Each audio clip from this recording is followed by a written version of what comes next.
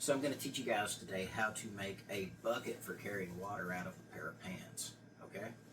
It's really simple to do.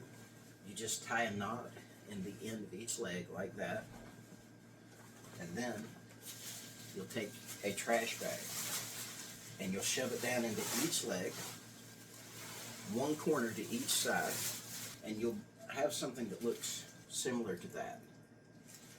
Now, the reason that I like pants, definitely if you're in a vehicle, you can, after you tie off the top of your bag, you'll take this pull string, you'll get it as tight as you can because that will help hold the water down, and then you'll tie this end up to something.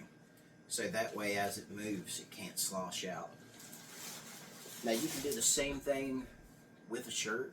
You can do the same thing with a hoodie. The pants are just a little bit tougher and they don't tear as easy. One of the things that you need if you're going to filter water and you don't have a lot of resources is a piece of cloth. I have a handkerchief, but you can honestly cut a shirt. You can do any kind of cloth that you want, and you'll pour the water through this. And what this does, it just takes out debris, it takes out dirt, it takes out sticks, things like that.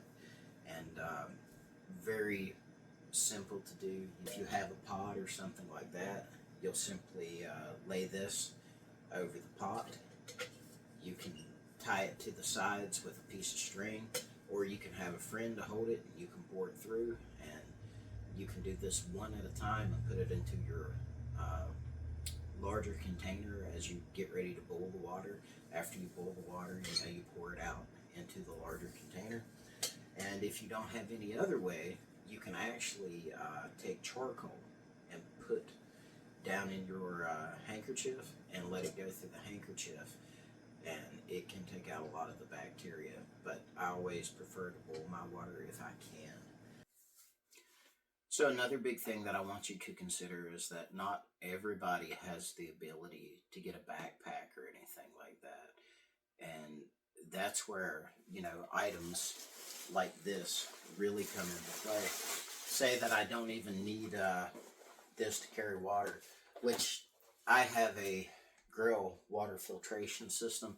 This is a purifier. It's not just a filtration system. This takes out chemicals, takes out everything, and that's why you should always boil your water, because this takes out diseases. This is something that if I'm lost, it can save my life. I don't need anything else.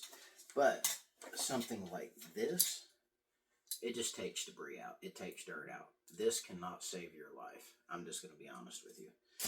It can clean the water out for you, but I don't want to drink through that to get my water. If that's the only thing I have, then I still want to boil the water. I'll just be honest with you.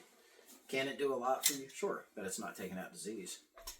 If you can get your hands on a thermos, this will hold my extra water that comes out of my grill. So this way I can carry both of these containers full of water, which is far more than just this one. Because if you're hiking all day, if you're running all day, this isn't going to last very long. With both of these together, I get to camp at the end of the day. I can cook with this. I can even wash my pot when I'm done with this. This is just for drinking. But the truth is, if I don't have a bag, I can still take all these items, put down in here, and still carry my stuff with me if I don't have anything else. And that's a huge deal, You can put your entire survival kit down into something like this if you don't have anything else, and it just keeps it together.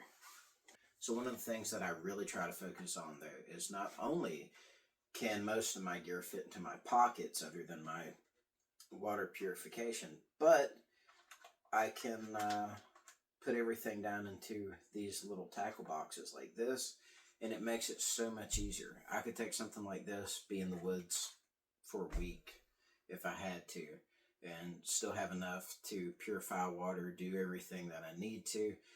And this only weighs maybe a pound, if that. And my fire starting kit that you guys saw me put into the pants right here, it's only 1/3 of a pound. Both of these together, I can hold on one finger. So that is real survival, making it to where you can have everything that you need in your pockets while also having the backups in your bag.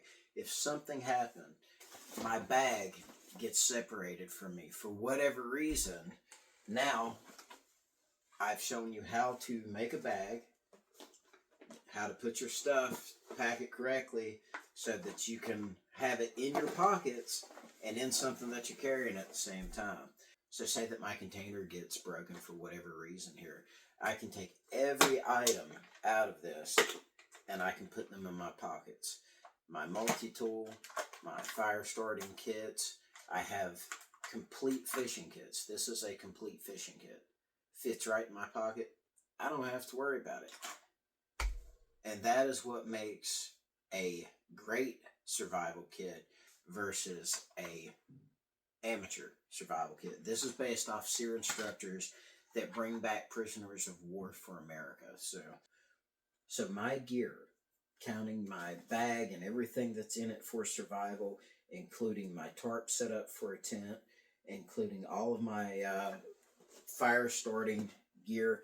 Now this is 4.7 hours of burn time in one fire starting kit, which means this is going to start fires for you for a month if you do it correctly.